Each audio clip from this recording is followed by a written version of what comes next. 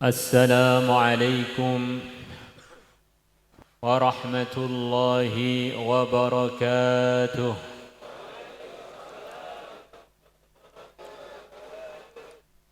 إن الحمد لله نحمده ونستعينه ونستغفره ونؤمن به ونتوكل عليه ونعوذ بالله من شرور أنفسنا ومن سيئات أعمالنا. من يهده الله فلا مضل له ومن يضلله فلا هادي له. أشهد أن لا إله إلا الله وحده لا شريك له لا ند له. وأشهد أن سيدنا ومولانا محمدًا عبده ورسوله لا نبي بعده. اللهم صل وسلم على سيدنا محمد وعلى آله وأزواجه وذرياته وصحابه والتابعين والناصرين لدينه إلى يوم الدين. أما بعد، فقد قال في كتابه الكريم: ومن يطع الله والرسول فأولئك مع الذين أنعم الله عليهم من النبيين والصديقين والشهداء والصالحين وحسن أولئك رفيقا. ذلك الفضل من الله وكفى بالله عليما. وقال تعالى: إن الذين آمنوا وعملوا الصالحات يهديهم ربهم بإيمانهم تجري من تحتهم الأنهار في جنات النعيم دعواهم فيها سبحانك اللهم وتحيتهم فيها سلام وآخر دعواهم أن الحمد لله رب العالمين. وقال النبي صلى الله عليه وسلم: إن الله اختار أصحابي على العالمين سوى النبيين والمرسلين. وقال النبي صلى الله عليه وسلم: وقد ضمن الله لمن كان المساجد بيوته الروح والرحمة والجواز على الصراط أو كما جاء في الحديث. Hadirin hadirat ingkang kawula mulyakaken, semoga hadirnya kita dalam majlis yang semata-mata karena Allah, semata-mata untuk usaha menggembirakan pimpinan kita yang mulia Nabi besar Muhammad sallallahu alaihi wasallam, mendatangkan ridhonya Allah dan menyebabkan gembiranya pimpinan kita yang mulia Nabi besar Muhammad sallallahu alaihi wasallam, terkucurnya rahmat, hidayah, penjagaan, anugerah kepada semua hadirin hadirat, para ulamanya, pejabatnya, dan kesemuanya, dan untuk Magetan ini khususnya Jawa Timur dan negeri Indonesia tercintai. Hadirin, 1500-an tahun yang lalu, kurang dikit, telah muncul satu generasi, yang generasi ini bukan nabi, bukan rasul, tapi mereka semuanya telah diridhoi oleh Allah. Generasi yang kesemuanya adalah wali-walinya Allah.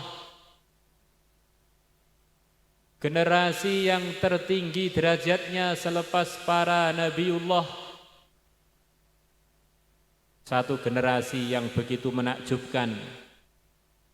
Kesemuanya satu pun tidak ada yang tuli. Satu pun tidak ada yang tuli. Merekalah generasi awal yang dapat didikan langsung dari yang mulia, pimpinannya para nabi, para rasul, pimpinan kita, kekasih kita, panutan kita, idola kita, pujaan kita, yang mulia Nabi besar Muhammad sallallahu alaihi wasallam. Generasi sahabat, generasi yang telah memenuhi 3 persyaratan untuk menjadi sahabat.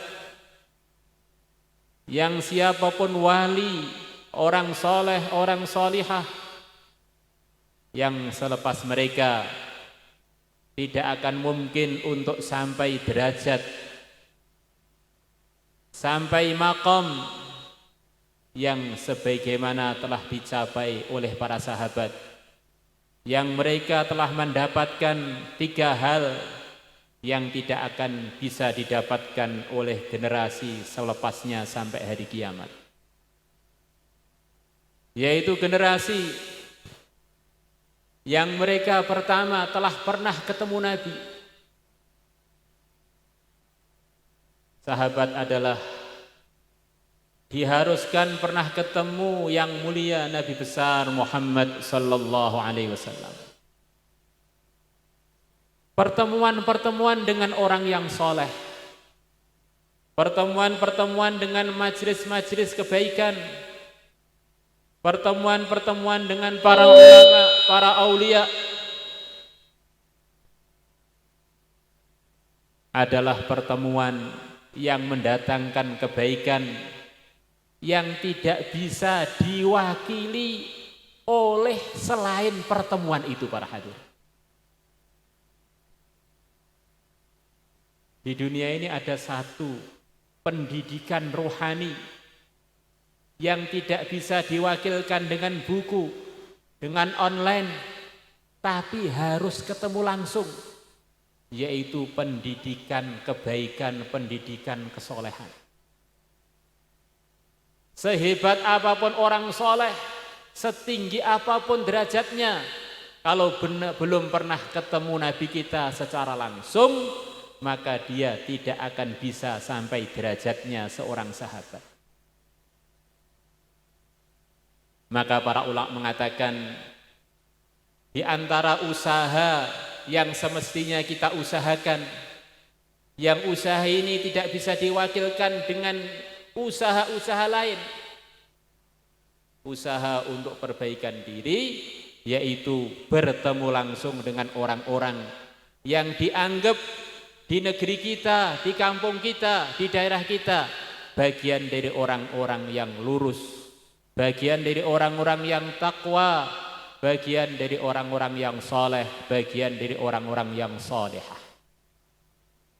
Berapa banyak cerita, ada orang-orang yang kurang benar akhlaknya, kurang benar perilakunya, mereka ketiduran di samping rumahnya orang soleh, bangun tidur, tiba-tiba berubah hatinya, akhirnya menggerakkan dirinya untuk merubah kehidupannya dari tidak baik menjadi orang-orang yang lurus, orang-orang yang soleh. Di ketiduran tanpa sengaja di dekat-dekatnya rumahnya orang-orang soleh. Berapa banyak kita dengar cerita orang-orang gelap hatinya, keras hatinya, menjadi lembut, menjadi baik selepas mereka ziarah orang-orang soleh yang telah wafat. Bukan masih hidup, orang-orang soleh yang telah wafat. Karena orang itu kalau sudah soleh, waktu hidup berkah, waktu sehat berkah, kaya pun tidak mengurangi barokah, miskin pun tidak menurunkan derajat. Selepas wafat pun mereka selalu terkucuri dengan berbagai macam anugerah Allah. Kubur-kubur mereka adalah taman-taman surga. Kubur-kubur mereka adalah tempatnya bercucuran rahmatnya Allah. Kubur mereka adalah raudhatun min riyadil jinan. Kita sering mendengar di sana, di Madinah sana, ada satu tempat antara mimbarnya Nabi dan rumahnya Nabi yang disabdakan Nabi ini adalah taman surga. Ma baina baiti wa mimbari raudhatun min riyadil jinan. Antara rumahku dan antara mimbarku adalah salah satu tamannya surga. Orang kalau masuk sana seakan-akan dia telah masuk surga. Doa-doanya akan dikabulkan oleh Allah. Dosa-dosanya akan dirontokkan oleh Allah. Amalannya akan dilipat-lipatkan oleh Allah kalau orang mau raudhah. Kubur-kuburnya orang soleh adalah taman surga. Maka kata para ulama, kalau kamu pengen doa di tempat-tempat yang makbul, di antaranya ziarahlah ke kubur-kuburnya orang soleh, berdoalah di sana karena kubur-kubur mereka adalah taman-taman surga. Allah akan kabulkan doa-doamu di dekatnya kubur-kuburnya orang soleh. Sudah wafat pun mendatangkan keberkahan, apalagi masih hidup. Tentu saja orang-orang soleh itu tingkatan-tingkatan. Setiap orang yang beriman, walaupun selemah-lemah imannya, para hadirin hadirat yang kami muliakan, dia ini pun mengandung kesolehan. Karena Allah tidak akan menitipkan kalimahnya, kunci surganya, kecuali kepada hamba-hambanya yang dicintai dengan berbagai macam derajatnya. Maka para ulama mengatakan, di antara tanda tempat itu tempatnya doa makbul adalah kalau kita di tempat itu, di kondisi itu diperintahkan untuk berdoa kepada Allah. Maka setiap kita ketemu orang-orang soleh yang masih hidup, orang-orang iman yang masih hidup, orang-orang yang paling lemah imannya yang masih hidup, kita diperintahkan untuk mengucapkan salam kepada beliau-beliaunya. Wow, ini maknanya ketemu orang soleh, ketemu orang iman, itu adalah bagian tempat makbulnya doa. Kita salam, assalamualaikum, dapat pahala 10. Warahmatullah, dapat pahala 20. Wabarakatuh, dapat pahala 30. Kalau orang imannya enggak jawab, kita tetap dapat pahala. Kalau jawab, di samping kita dapat pahala, kita juga menyebabkan dia dapat pahala. Selepas itu kok kita jabat tangan dengan orang tersebut, maka dosa-dosa kita akan rontok, doa-doa kita akan diterima oleh Allah. Ini orang-orang soleh yang masih hidup, orang-orang iman yang masih hidup. Begitu orang iman sudah wafat, para hadirin, ini adalah calon-calon pasti penduduk surga. Mereka akan dibangkitkan nanti pada hari kiamat dari kubur-kuburnya, membawa sinar yang begitu terang, mengikut kadar imannya dan amalnya masing-masing. Ini orang-orang istimewa. Kita pun diperintahkan, disunahkan untuk mengucapkan salam kepada teman-teman iman kita yang telah wafat, yang telah dikuburkan di kubur-kubur mereka. Assalamualaikum dara qaumin mu'minin wa inna insyaallah bikum lahiqun. Ghafarallahu lana wa lakum wa lisairil muslimin. Semoga keselamatan atas kalian, wahai teman-temanku yang beriman yang telah ada di kuburan. Semoga Allah memaafkan aku dan kalian, dan insya Allah tidak lama lagi aku pun akan menyusul ke kuburan, akan bergabung dengan kalian. Ini kalau yang salat orang-orang khusus para hadirin, akan ditampakkan orang-orang di kuburan itu akan doakan kita juga. Di orang beriman itu ketika hidupnya biasa doakan orang, selepas wafat pun biasa doakan orang. Orang beriman itu selalu usaha bagaimana hidup itu manfaat, mati pun masih manfaat. Kalau kita dengar ceritanya turunnya ayat wala tahsabannal ladzina qutilu fi sabil amwata bal ahya'un 'inda rabbihim yurzaqun.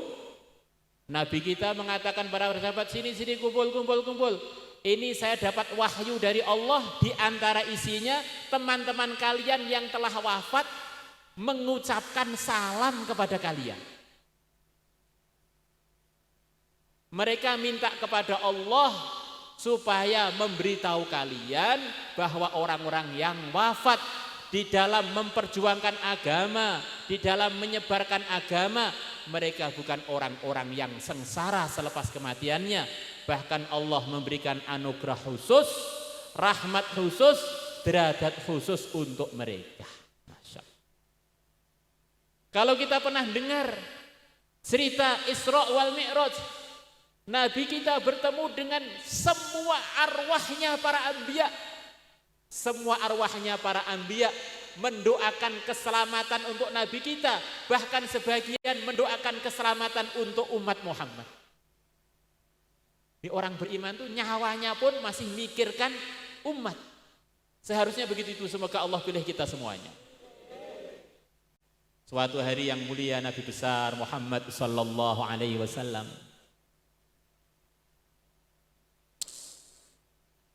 beliau dengan para sahabat setiap asar, ini diantara kebiasaan Nabi, setiap asar di Madinah ketika beliau tidak safar,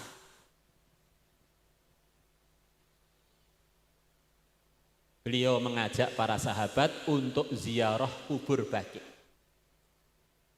Ini diantara kebiasaan Nabi, setiap hari adalah ziarah kubur. Dari Masjid Nabawi pergi untuk ziarah kubur Baqi, untuk mendoakan orang-orang Baqi.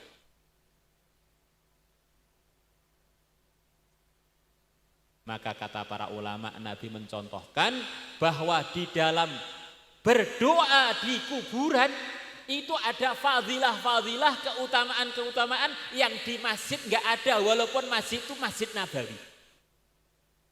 Karena di Masjid Nabawi kan nggak ada kuburan, kecuali kuburannya mantan-mantan kuburannya para musyrikin yang akhirnya digali dan dibersihkan. Maka malam-malam Sayyidah Aisyah radhiyallahu ta'ala anha tidur di samping Nabi. Tengah-tengah malam Nabi pergi dari sampingnya Sayyidah Aisyah, istri Nabi yang tercinta, istri Nabi yang paling banyak mendatangkan manfaat kepada umat, satu-satunya wanita yang dibela oleh Allah dalam Qur'annya, bahkan satu-satunya umat Muhammad yang dibela di dalam Qur'annya dengan Allah menurunkan firman-Nya 10 ayat berturut-turut dalam surat An-Nur pojok kedua mulai awal sampai akhir. Ini diturunkan oleh Allah untuk membela Sayyidah Aisyah, yang dimulai dengan ayat innal ladzina ja'u bil ifki usbatum minkum la tahsabuhu syarran lakum bal huwa khairul lakum likulli imri'in minhum maktasaba minal itsam walladzi tawalla kibrahu minhum lahu adzabun 'adzim. Terus 9 ayat selepasnya oleh Nabi ditinggal ketika beliau sedang tidur di sampingnya Sayyidah Aisyah, istri Nabi yang begitu punya sejarah yang tidak dipunyai oleh istri Nabi yang lain. Beliau mengatakan tufiyan nabiyyu baina haqinati wa dhakinati. Nabi telah wafat sedangkan beliau bersandaran antara dadaku dan antara leherku. Nabi wafatnya itu di pangkuannya Sayyidah Aisyah. Pimpinannya para nabi, para rasul, pimpinannya seluruh dai, pimpinannya seluruh pejuang, wafatnya di dadanya istri beliau yang tercinta, yang mulia Sayyidah Aisyah radhiyallahu anha. Beliau tinggal. Maka Sayyidah Aisyah nyari kemana Nabi ini, kemana? Ternyata Nabi sibuk berdoa di kuburan Baqi. Masya Allah. Kalau kamu sudah doa di masjid belum makbul, doa di majelis-majelis kebaikan belum makbul, mungkin kamu perlu doa di kuburan biar makbul. La ilaha illallah. Di zamannya Sayyidina Umar radhiyallahu anhu ada seorang laki-laki yang begitu soleh. Mungkin di Magetan laki-laki yang seperti ini masih banyak atau belum ada. Ada seorang laki-laki yang begitu soleh, seorang tabi'in. Di perjalanan dia menuju masjid itu melewati rumahnya seorang wanita yang wanitanya terkenal cantik jelita.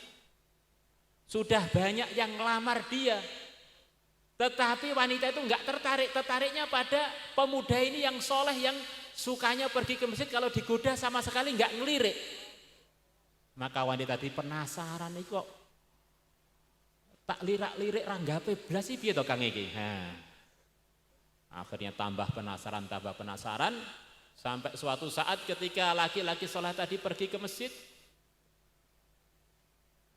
maka wanita tadi tiba-tiba teriak dari dalam rumah seperti ada satu hal yang menyebabkan dia dalam bahaya. Tolong, tolong, tolong. Maka namanya orang soleh nggak ngira ada orang itu buat trik atau buat satu rekayasa, langsung dia cepat-cepat menolong. Usah masuk rumah, begitu masuk rumah pintunya dikancing. Ternyata wanita tadi tanya, kamu tuh tak goda terus nggak gubris sih? Kenapa sih? Saya kalau maksiat-maksiat nggak tertariknya nikah. Maka perempuan tadi bilang, kamu tak ajak maksiat, kalau nggak mau saya akan teriak, saya akan bilang pada orang kampung, kamu masuk sini mau merkosa saya. Akhirnya laki-laki tadi kebingungan, saking takutnya dengan Allah langsung pingsan seperti orang mati di depan wanita tadi. Wanita itu akhirnya ketakutan, laki-laki dikeluarkan dari rumah, diseret, diletakkan di pinggir jalan, nanti gara-gara dia saya dikira bunuh dia nanti. Akhirnya orang-orang menemukan, kenapa sih Kang yang biasa ke masjid kok tiba-tiba pingsan di pinggir jalan ini? Akhirnya dibawa pulang. Selepas dibawa pulang,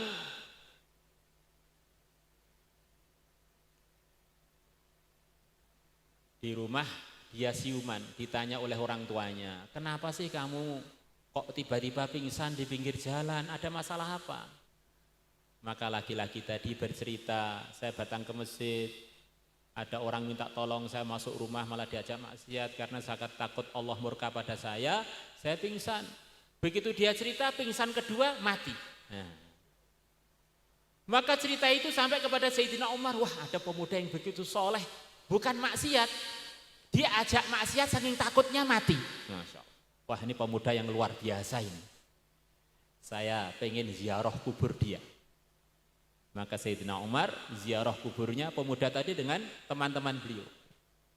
Beliau mengatakan, wahai pemuda, saya dengar dari Allah dalam firman-Nya dalam surat Wan-Nazi'at bahwa orang yang takut kepada Tuhannya, takut akan diurus Tuhannya, Allah akan hadiahkan untuk dia 2 surga. Kamu sudah diberi berapa surga? Sebelumnya Sayyidina Umar mengucapkan salam, Assalamualaikum ya gulam, sambil beliau bertanya begitu itu dalam bahasa Arab. Maka dari kuburan keluar jawaban yang didengar oleh semua yang hadir. Waalaikumsalam.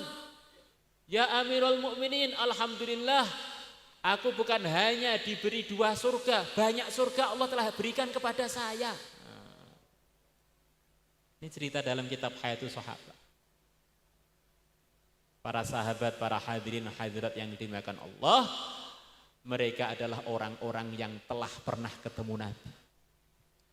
Maka kita luangkan waktu kita, keluarga kita ajak tetangga-tetangga kita untuk menghadiri majelis-majelis kebaikan, untuk ketemu orang-orang baik di kampung kita, biar kebaikan-kebaikan itu menular, meluber kepada kita. Akhirnya kalau orang itu jadi orang soleh, Allah ridho kepada dia, apapun kondisinya di dunia ini, dia adalah penduduk surga yang mampir sebentar di Magetan ini.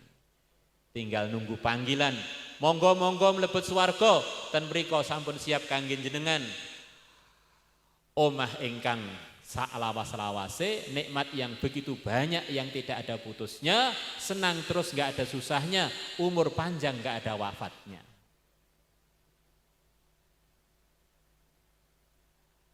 Man laqiyan nabiyya wa amana bih.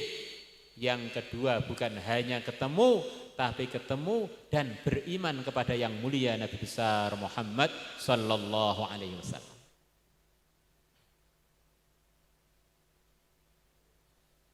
Abu Jahal pernah ketemu Nabi, Abu Lahab pernah ketemu Nabi, Abdullah ibnu Ubay ibnu Salul pernah ketemu Nabi. Sekian banyak orang zaman Nabi ketemu Nabi, tapi bukan ikut program beliau. Ketemu tok kemudian malah tidak percaya, bahkan malah memusuhi dan memerangi beliau. Maka pertemuannya tidak mendatangkan manfaat. Kemudian tidak cukup begitu itu, wa ma ta'ala dzalik, istiqomah beriman dengan Nabi, istiqomah ikut programnya Nabi sampai wafat dalam kondisi beriman. Itulah sahabat. Kadang-kadang kita sering dengar sahabat Nabi, sahabat Nabi. Sahabat itu kriterianya bagaimana? Orang yang jadi sahabat itu kriterianya bagaimana? Yang pernah ketemu Nabi, beriman dengan beliau, kemudian wafat dalam keadaan beriman. Hadirin hadirat yang kami muliakan, sahabat itu dengan wali-wali selepasnya sangat beda. Kalau wali-wali selepasnya siapapun sampai hari kiamat, kita ini berkewajiban husnudzon kepada orang-orang beriman. Asas praduga tidak bersalah. Wabil khusus orang yang zahirnya kelihatan baik, kelihatan takwa. Kita seharusnya lebih menguatkan baik sangka kita.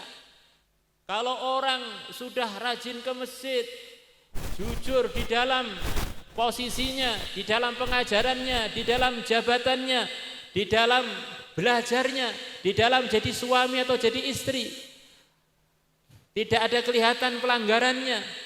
Kalau orang seperti ini tidak saya anggap orang soleh, bahkan tidak saya anggap sebagian dari walinya Allah, siapa lagi yang jadi walinya Allah itu? Tetapi kalau para sahabat tidak, para hadirin.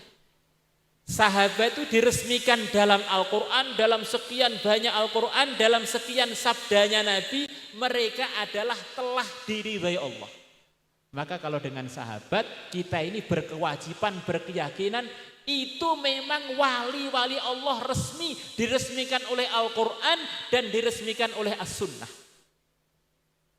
Jadi kalau orang gak berkeyakinan sahabat itu wali, dosa.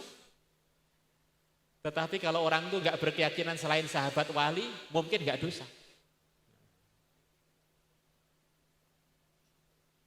Lah sahabat ini, kata sebagian ulama, di antara sebabnya beliau sampai ke tingkatan begitu itu, karena dalam diri beliau, dalam prinsip beliau-beliaunya ada dua hal, yang dua hal itu semestinya perlu kita usahakan bersama dalam majelis kita yang mulia ini. Insyaallah semuanya niat para hadirin.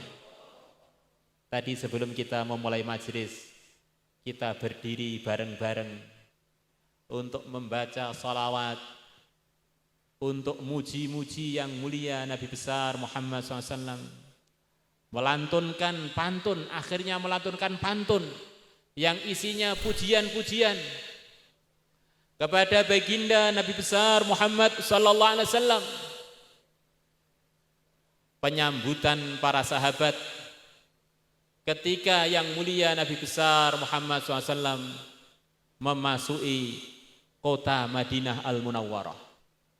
Tala'al badru alaina min thaniyatil wada' wajaba syukru alaina ma da'a lillahi da' ayyuhal mab'uthu fina ji'ta bil amril muta'. Yang kesimpulannya, para sahabat begitu bergembira dengan kedatangan yang mulia Nabi besar Muhammad sallallahu alaihi wasallam. Maka itulah yang seharusnya ada dalam lubuk hati kita, dalam benak kita, dalam rasa gembira kita. Bagaimana kita rasakan, saya benar-benar bersyukur, benar-benar merasa gembira, benar-benar merasa diuntungkan dengan kelahiran, kedatangan, terutusnya yang mulia Nabi besar Muhammad sallallahu alaihi wasallam kepada umat akhir zaman, yang menyebabkan umat akhir zaman bisa membedakan antara hak dan batil, antara cahaya dan kegelapan. Akhirnya mereka dapat hadiah kunci-kunci surga dengan sebab ikut arahannya yang mulia Nabi besar Muhammad sallallahu alaihi wasallam. Hadirin hadirat yang kami muliakan. Ada seorang anak hadir di sini ini. Dia orang terkaya seluruh Magetan. Hartanya itu triliunan. Kekayaan dia ini semuanya adalah hasil pemberian ayahnya. Sak Magetan tahu semuanya. Bahwa anak ini kaya karena dapat warisan dari ayahnya. Dan ayahnya masih hidup. Maka anaknya hadir di sini. Ayahnya yang sangat berjasa kepada dia, yang telah menjadikan dia orang terkaya seluruh Magetan, lewat di depan dia. Dan dia melihat, dan semua yang hadir melihat, ini ayah yang paling berjasa menjadikan anak yang di depan itu menjadi orang terkaya seluruh Magetan. Begitu ayahnya lewat,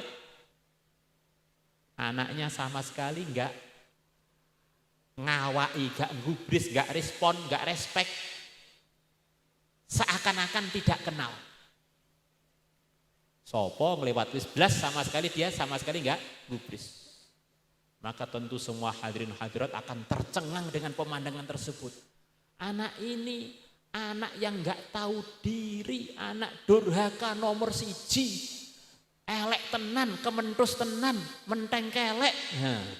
Jan elek tenan wong iki. Pak yang paling berjasa lewat kok sama sekali dia tidak merespon kedatangan dia.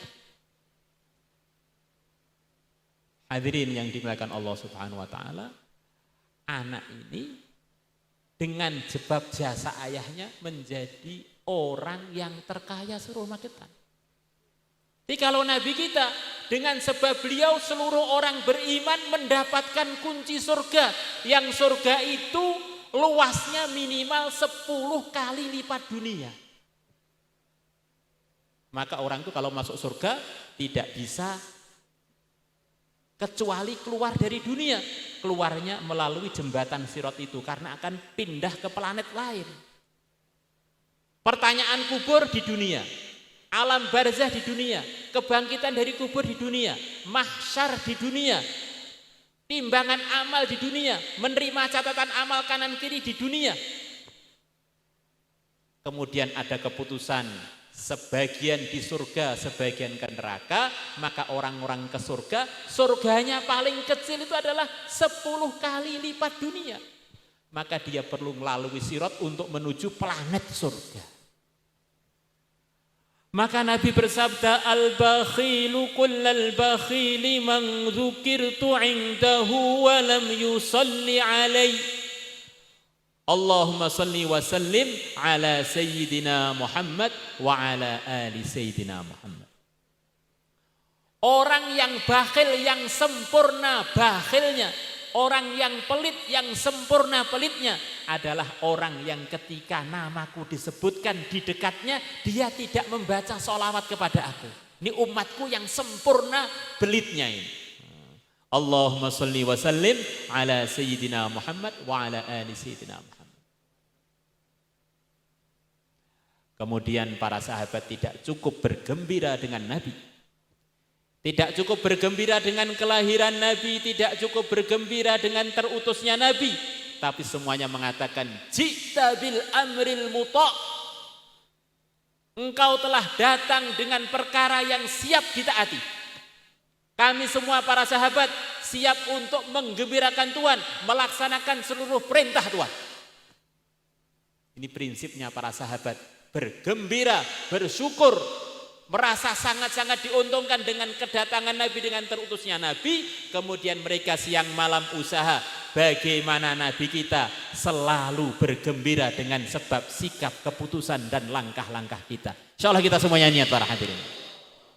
Nabi kita tentu akan senang kalau melihat umatnya ngerawat warisan dari beliau, yang dalam warisan itu umat menjadi untung dunia, untung akhirat, menjadi diridhai Allah di dunia, manfaat di dunia, manfaat di kuburnya, manfaat di akhirat, yaitu Islam yang isinya adalah iman yang benar kepada Allah, iman yang benar kepada Rasulullah, yang isinya adalah kewajiban-kewajiban sebagai hamba Allah, yang isinya adalah amalan-amalan yang disunahkan untuk menyempurnakan kekurangan-kekurangan di dalam kewajiban-kewajiban yang dikerjakan di dalam agama Islam. Maka kita telah pernah menggembirakan anak kita, pernah menggembirakan diri kita, kuliner kemana-mana, tamasa kemana-mana, pernah gembira dengan kelahiran anak kita, yang belum tentu anak kita itu akhirnya menggembirakan kita. Kita telah bergembira dengan terbukanya toko kita. Bahkan toko kita belum tentu kalau selalu mendatangkan laba pada kita. Banyak kegembiraan yang telah kita alami dalam kehidupan kita dan telah kita usahakan. Yang perlu kita renungkan, sudahkah kita pernah menggembirakan yang mulia Nabi besar Muhammad sallallahu alaihi wasallam, yang mana beliau telah diistimewakan oleh Allah. Selepas wafat beliau, semua amalannya umat ditampakkan oleh Allah kepada beliau. Sebagaimana dalam hadis riwayat Tabarani, tu'radu alayya a'malu ummati. Amalan umatku ditampakkan oleh Allah kepada aku. Maka hadirin yang dimuliakan Allah Subhanahu wa taala, di antara yang perlu kita perhatikan dalam kehidupan kita 24 jam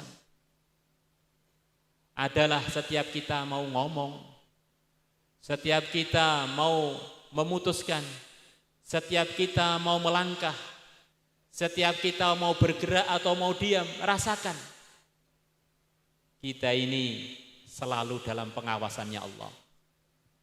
Kita ini selalu akan diurus dan diminta pertanggungjawabannya oleh Allah. Kemudian kita rasakan kita ini sekarang dan kapan nanti dan nanti lagi. Kita ini adalah satu majelis. Kita ini satu majelis dengan yang mulia Nabi besar Muhammad sallallahu alaihi wasallam. Kok ada gerakan, ada ngantuk, ada meleng, ada ngelirik sana ngelirik sini yang tidak diridhoi Allah, akhirnya ngecewakan Rasulullah. Nanti bagaimana kalau saya nanti ketemu Rasulullah di mahsyar, Rasulullah kalau kecewa pada saya, beliau mau nggak nyafaati saya? Itulah kata Imam Ghazali, kalau kamu pengen baik, pertama muraqabah. Selalu merasa diawasi, didengar dan akan diurus oleh Allah. Selepas itu robitoh, rasakan kamu itu selalu sembung dengan Rasulullah sallallahu alaihi wasallam. Semua amalan kamu oleh Allah ditampakkan kepada pimpinan kamu, yang nanti beliaulah yang diizini pertama kali untuk buka pintu surga, yang diizini pertama kali untuk mensyafaati umat. Jangan sekali-kali berani-berani mengecewakan beliau. Kok sampai beliau kecewa? Bisa-bisa beliau tidak sudi untuk mensyafaati kita. Nanti di antara pemandangan di mahsyar sana para hadirin, ada sebagian umat yang perasaannya dia adalah bagian dari umat Muhammad. Dia ikut ngantri untuk minum dari telaga Kautsar. Yang mana siapa yang bisa minum di situ itu, pasti dia akan bagian dari penduduk surga yang pasti. Dan ngantrinya itu tergantung derajatnya. Kalau amal agama begitu sempurna, kalau amal agamanya begitu tinggi nilainya, takwanya tidak ada yang kecewet, tidak ada yang terkurangi, maka Nabi sendiri akan menyodorkan, akan mempersilahkan dia untuk minum dari telaga Kautsar. Nabi sendiri yang akan memberikan gelasnya kepada dia. Tapi siapapun, walaupun bagian akhir nanti yang mengambilkan para malaikat atau siapa di sana yang dipilih oleh Allah, semuanya akan pasti menjadi bagian dari penduduk surga. Maka ada orang itu ngantri. Tengah-tengah ngantri, oleh para malaikat yang jaga telaga Kautsar diusir. Ojo rene ngaliyo. Maka yang mulia Nabi besar Muhammad sallallahu alaihi wasallam, beliau mengatakan kepada para malaikat, haula'i ummati, mereka adalah umatku, kenapa diusir? Maka para malaikat mengatakan, humul ladzina baddalu wa ghayyaru, mereka yang kami usir adalah orang-orang dari kalangan umatmu yang telah ganti-ganti aturan agama, ngerubah aturan agama. Diberi warisan iman yang benar, amal yang benar, di dalamnya ridhonya Allah, di dalamnya jalan surga, di dalamnya panen pahala, di dalamnya bangun surga, di dalamnya mengekalkan orang di surga. Lah kok malah gak dirawat, malah dirusak-rusak.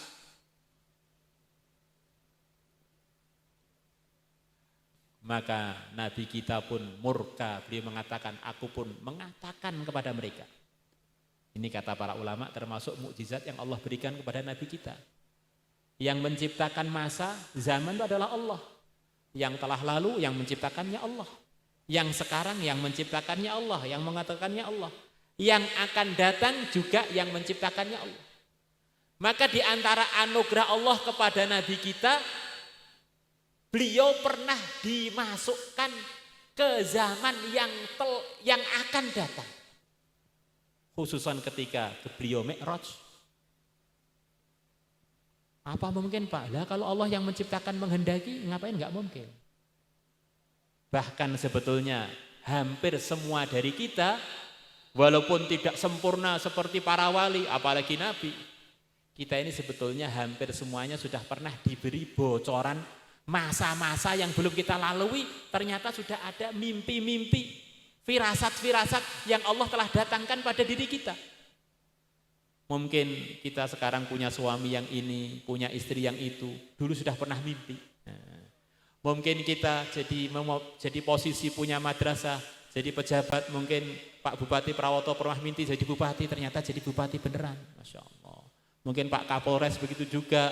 Kemudian tim sholawatan mungkin dulu pernah mimpi sholawatan, vokalis, ternyata jadi vokalis benar Umar dan timnya. Masya Allah. Mungkin Habib Mahir yang dari Yaman sekarang sudah jadi warga negara Indonesia, mungkin dulu pernah bermimpi mau jadi warga negara Indonesia, ternyata beneran. Menikah dengan orang Indonesia, ternyata nikah dengan orang Indonesia beneran. Masya Allah. Sekian banyak orang mimpi jadi kenyataan. Berarti kan dia dapat bocoran masa depan. Lah kalau Nabi kita ini bukan bocoran, wahyu beneran, sama sekali gak ada kelirunya. Kalau kita ini mimpi campur-campur. Mimpi ini di Magetan kok celing ujuk toko Jakarta, celing toko Malaysia, nyolot-nyolot mimpinya itu.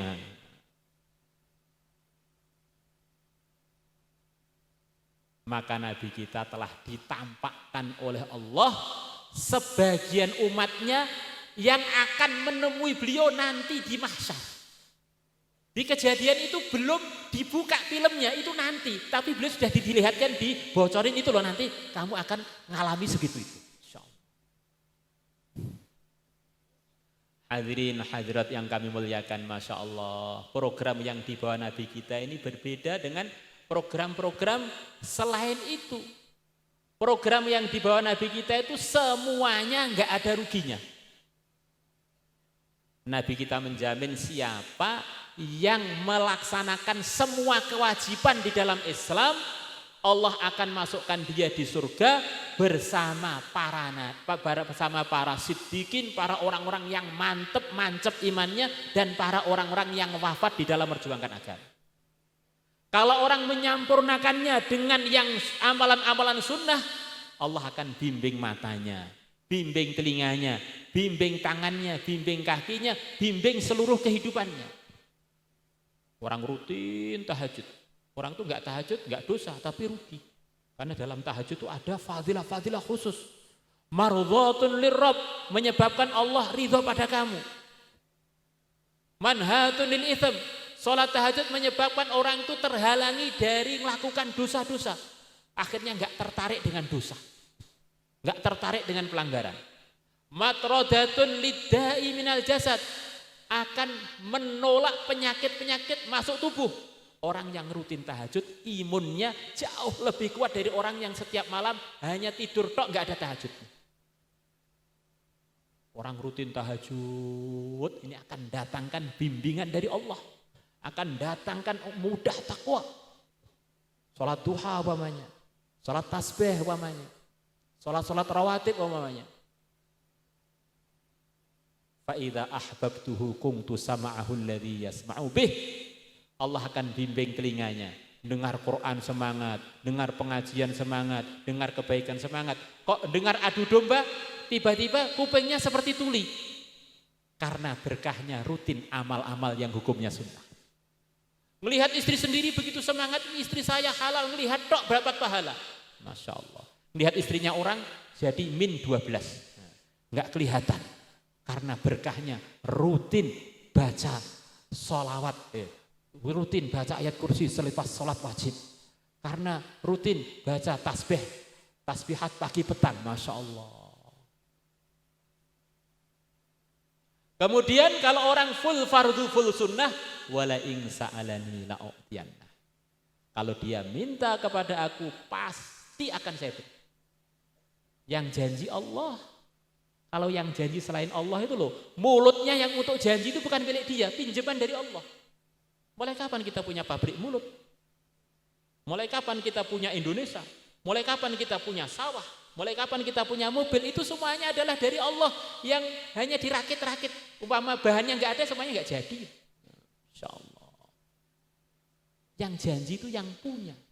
Maka orang kok janji itu percaya pada janji yang punya, itulah kebenaran, itulah seharusnya. Tapi kalau berharap pada janjinya orang yang nggak punya, dirinya pun pinjaman, kemudian tidak menunaikan, ya salahnya sendiri. Kecewa kepada orang yang memang nggak punya. Maka orang yang berharapnya kepada selain Allah, hidupnya dipenuhi dengan banyak kekecewaan. Kecewa pada tetangga, kecewa pada teman, kecewa pada suami, kecewa pada istri, kecewa pada penguasa, kecewa pada rakyat, terus kecewa terus. Karena selain Allah itu gak bisa buat apa-apa. Bahkan pernah dulunya semuanya gak ada. Kok bisa Pak? Iya semuanya ada. Tanggal lahir berarti dulunya sebelum lahir gak ada. Maka ada orang-orang datang pada Nabi bilang, saya gak percaya ada hari kebangkitan. Maka Nabi tersenyum. Turun firman Allah, "Fama yukadzibuka ba'du biddin." Orang-orang yang gak percaya hari kebangkitan itu sebetulnya kondisi kehidupan mereka itu menyebabkan mereka tidak akan bisa membohongkan hari kebangkitan. Mereka semuanya itu ngakui diri mereka itu enggak ada. Kalau kebangkitan kan membangkitkan yang sudah ada. Diri mereka yang enggak ada aja sekarang ada, Allah kuasa. Bagaimana diri mereka yang sudah ada kemudian mati itu dibangkitkan lagi jauh lebih mudah. Wa huwalladzi yabda'ul khalqa tsumma yu'iduhu wa huwa ahwanu 'alaihi. Dialah Allah yang memulai penciptaan dan akan mengembalikan penciptaan lagi hari kebangkitan, dan itu lebih mudah bagi Allah.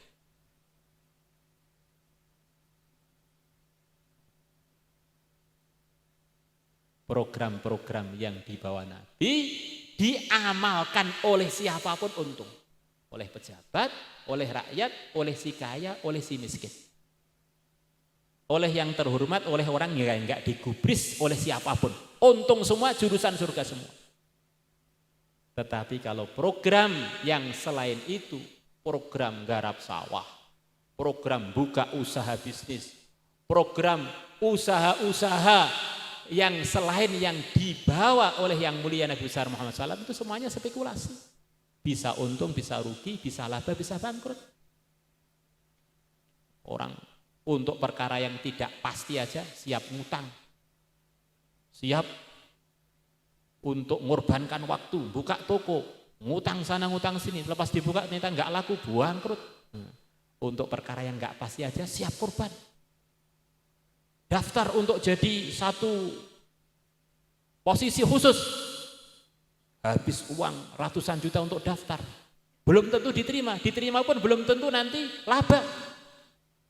Siap korban, siap ngutang, siap mengeluarkan duit, keluarkan keringat, usaha keras.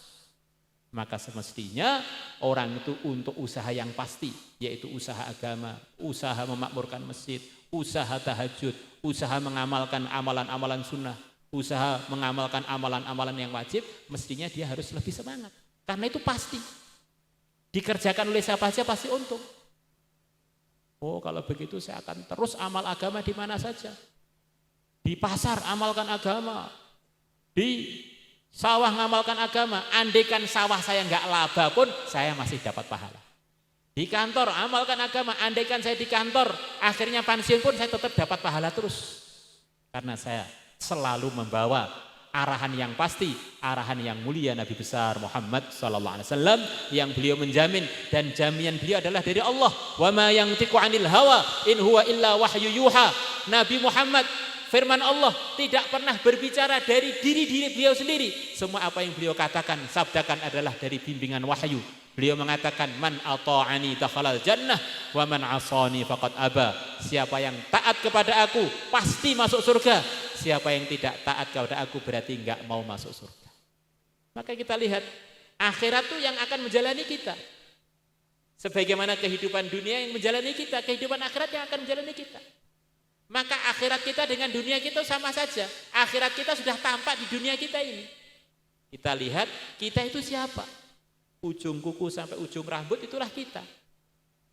Jabatan ujian, kekayaan ujian, kemiskinan ujian,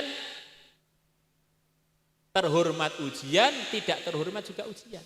Kalau kitanya yang bicara ini yang mendengar, maka untuk agama, amal agama itu yang kaya yang miskin, yang pejabat yang rakyat, nanti pertanyaan di kuburnya sama. Sudah amal agama atau belum?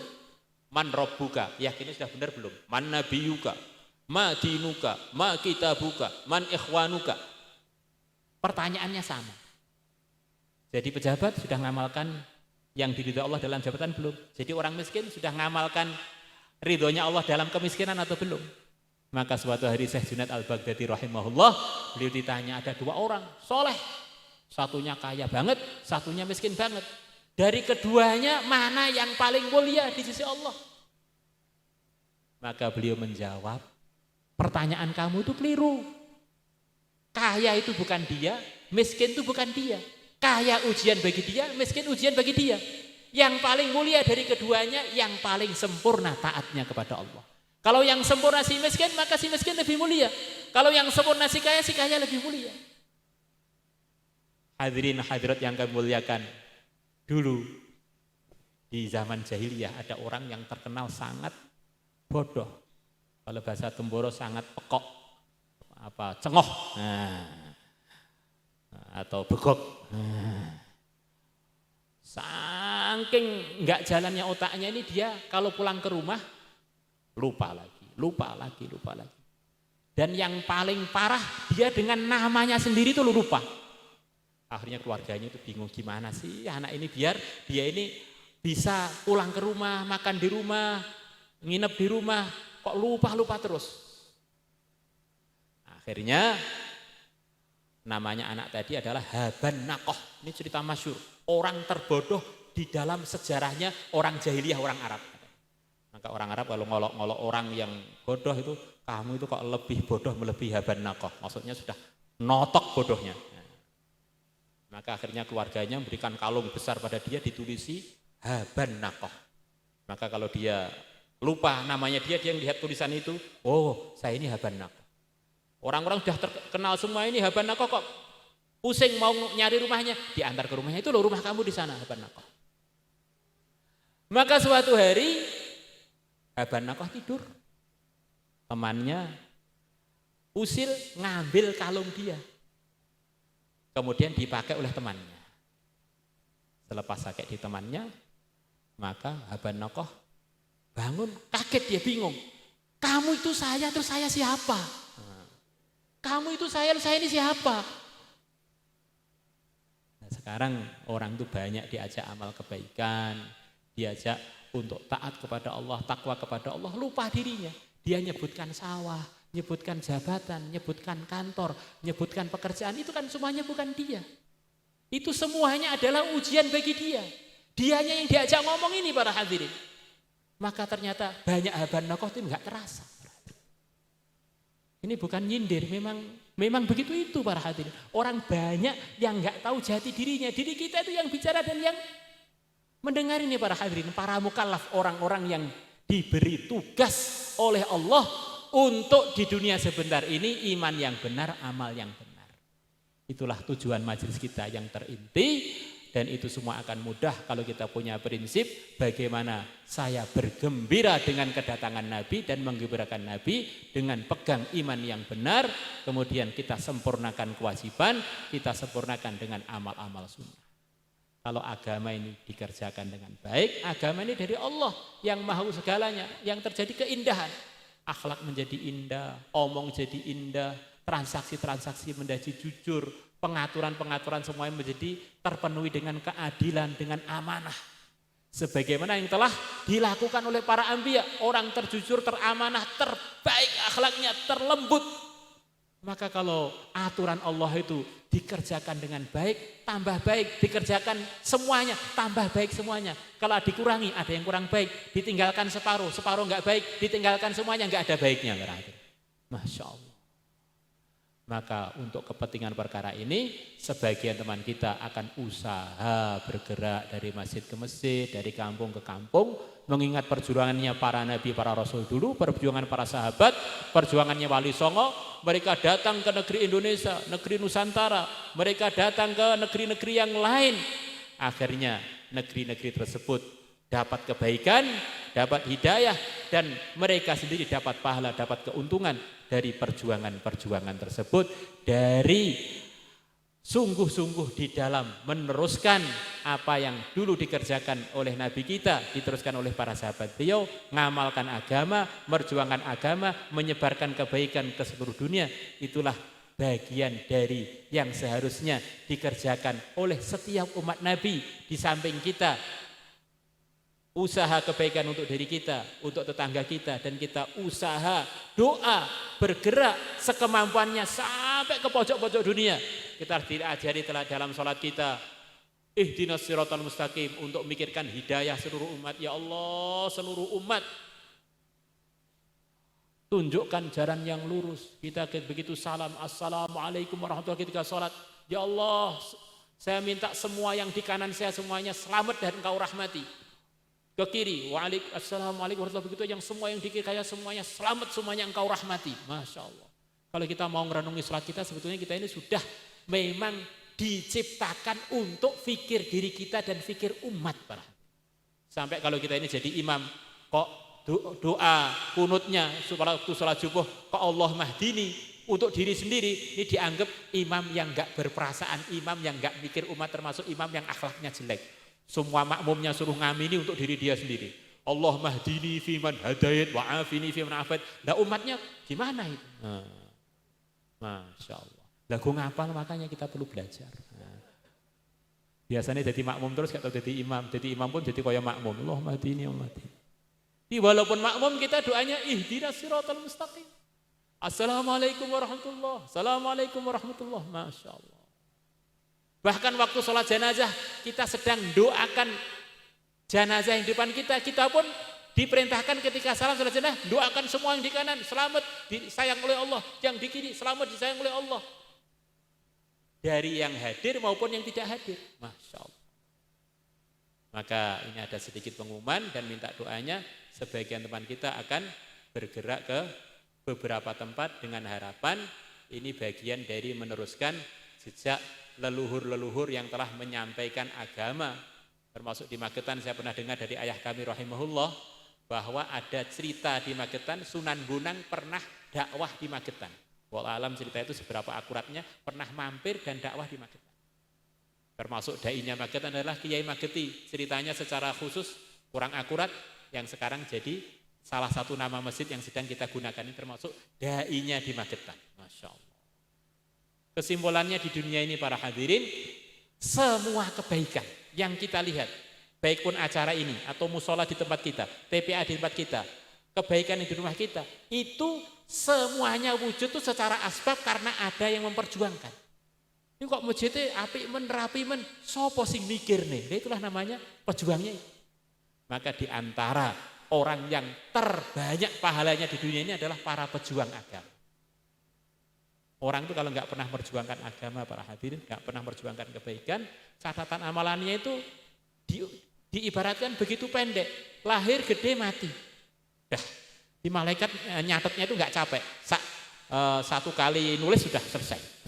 Tetapi kalau orang itu berjuang, walaupun dia hanya tahu satu kebaikan, pentingnya sholat jamaah bagi laki-laki di masjid, dia sampaikan dari rumah ke rumah, dari rumah ke rumah, dengan sebab satu kebaikan, dia di akhirat bisa jadi miliuner, triliuner, biliuner. Apalagi tahu dua, apalagi tahu tiga, apalagi tahu empat. Maka itulah sayangnya Nabi kepada umat, biar umat semuanya kaya, semuanya siapapun yang tahu kebaikan sudah diizinkan bahkan diperintahkan untuk menyampaikan. Balighu anni walau ayah, sampaikan agama dari aku walaupun kamu hanya tahu satu ayat, sampaikan itu. Ini katanya para ulama, ini sayangnya Nabi kepada umat. Dia pengen umat beliau yang baru ngaji satu kalimat pun bisa kaya raya di akhirat. Apalagi yang ngajinya lama, apalagi yang sudah banyak baca kitab-kitab taklim. Wah, kalau satu kalimat pahalanya begitu banyak. Bagaimana kalau saya belajar 2 kalimat, 3 kalimat? Oh, berarti setiap hari saya perlu ngaji biar tambah modal untuk bekal akhirat tambah banyak. Masya Allah. Tahu fadilahnya salam, di mana-mana salam. Salam-salam, tapi jangan salam dengan istrinya orang. Nanti jadi masalah. Insya Allah teman kita akan membacakan dan minta doanya semoga perjalanan beliau-beliaunya ini bagian dari perjalanan yang berkah. Dengan berdoa kepada Allah, semua kebaikan-kebaikan yang telah kita katakan tadi itu adalah pilihan dan anugerah dari Allah. Maka kita bareng-bareng berdoa semoga kita di sisa-sisa umur kita ini dipilih oleh Allah menjadi hambanya yang lurus, hambanya yang diridhoi, meridhakan Allah, menggembirakan yang mulia Nabi besar Muhammad SAW, bermanfaat untuk diri, untuk keluarga, untuk daerah, untuk negeri, dan untuk umat seluruh alam. Itu semuanya adalah tidak sulit bagi Allah kalau Allah memilih kita. Ala hadhihi niyyah wa ala kulli niyatin salihatin al-Fatihah. Alhamdulillah rabbil alamin arrahmanir rahim maliki yaumiddin iyyaka na'budu wa iyyaka nasta'in ihdinas siratal mustaqim siratal ladzina an'amta 'alaihim غير المغضوب عليهم ولا الضالين آمين. اللهم صل على سيدنا محمد وعلى آل سيدنا محمد كما صليت على سيدنا إبراهيم وعلى آل سيدنا إبراهيم في العالمين إنك حميد مجيد. Ya Allah, ampunilah dosa-dosa kami. Ya Allah, ampunilah kesalahan-kesalahan kami. Ya Allah, ampunilah kekurangan-kekurangan kami. Ya Allah, berikanlah anugerah-anugerah kebaikan kepada kami. Ya Allah, berikan rahmat-Mu, hidayah-Mu kepada kami, sebagaimana yang telah Engkau berikan kepada hamba-hamba-Mu yang Engkau ridhoi. Ya Allah, lindungilah kami. Ya Allah, sebagaimana Engkau melindungi hamba-hamba-Mu yang saleh, yang salihah. Ya Allah, jauhkanlah dari kami keburukan-keburukan akhirat, keburukan-keburukan dunia, sebagaimana Engkau menjauhkannya dari hamba-hambamu yang Engkau ridhai. Innaka ala ma tasya'u qadir wa bil ijabati jadir. Ya Allah, kucurkanlah hidayahmu, rahmatmu, perlindunganmu, keselamatan darimu ya Allah untuk semua yang hadir di majelis ini ya Allah. Lakinya, perempuannya tanpa terkecuali, ulamanya, pejabatnya, rakyatnya ya Allah. Innaka ala ma tasya'u qadir wa bil ijabati jadir. Dan untuk Magetan ini ya Allah, dan untuk Jawa Timur ini ya Allah, dan untuk negeri kami ini ya Allah. Innaka ala ma tasya'u qadir wa bil ijabati jadir. Dan untuk semua muslim di mana saja ya Allah, khususan yang terzalimi, khususan yang di Palestina ya Allah. Innaka ala ma tasya'u qadir wa bil ijabati jadir. Ya Allah, keburukan-keburukan yang Kau jauhkan dari hamba-Mu yang saleh, hamba-Mu yang salihah ya Allah, jauhkanlah dari kami, dari semua yang hadir di majelis ini ya Allah, dan dari Magetan ini ya Allah, dari Jawa Timur ini dan dari negeri kami ini ya Allah, dari rakyatnya, dari pejabatnya, langkah-langkah dan keputusannya, dan dari akhiratnya dan urusan-urusan dunianya ya Allah. Innaka ala ma tasya'u qadir wa bil ijabati jadir. Ya Allah, hidupkanlah kami dalam ridha-Mu, wafatkanlah kami dalam ridha-Mu, kumpulkanlah kami ya Allah dalam kehidupan ini dengan hamba-hamba-Mu yang lurus, hamba-hamba-Mu yang saleh, hamba-hamba-Mu yang menyemangatan kami untuk selalu di dalam kebaikan, di dalam kelurusan, di dalam ridha-Mu ya Allah. Dan ketika kami mati ya Allah, jadikanlah waktu itu adalah waktu yang terbaik dalam kehidupan kami. Waktu kami dalam mengamalkan agama, waktu kami dalam sholat, waktu kami dalam mengamalkan amalan-amalan sunnah, waktu kami dalam memperjuangkan kebaikan-kebaikan yang Kau ridhai ya Allah. Kemudian kan kumpullah kami ya Allah di akhirat sana dengan hamba-hamba-Mu yang saleh, dengan hamba-hamba-Mu yang Engkau ridhai, dengan para salihin, dengan para wali, dengan para a'immah, dengan para muhaddithin, dengan para sahabat Nabi-Mu, dengan para nabi, para rasul, dengan pimpinan kami, kekasih kami, panutan kami, idola kami yang mulia Nabi besar Muhammad sallallahu alaihi wasallam di surga sana ya Allah. Walaupun kami tidak layak untuk itu, kalau Engkau memilih kami, siapa yang bisa menghalangi ya Allah. Ya Allah, pilihlah kami ya Allah, pilihlah kami ya Allah, pilihlah kami ya Allah. Dengan berkahnya seluruh muslimin muslimat, mukminin mukminat, seluruh salihin salihat, seluruh wali ya Allah, berkahnya wali songo, berkahnya para kiai, berkahnya para anbiya war rusul, berkahnya yang mulia Nabi besar Muhammad SAW. Kabulkanlah doa-doa kami, tunaikanlah harapan-harapan kami, sampaikanlah kami kepada hajat-hajat kami, hajat agama kami, hajat dunia kami. Sembuhkanlah penyakit-penyakit kami, penyakit yang zahir maupun yang batin, dengan tanpa ada ujian, tanpa ada rintangan, murni anugerah-Mu ya Allah, murni anugerah-Mu ya Allah. Innaka ala ma tasya'u qadir wa bil ijabati jadir. Wa sallallahu ala sayyidina Muhammadin nabiyil ummi wa ala alihi wa sahbihi wa baraka wa sallama. Alhamdulillahi rabbil alamin. Kirang langgungipun nyuwun sepunten. Assalamualaikum warahmatullahi wabarakatuh.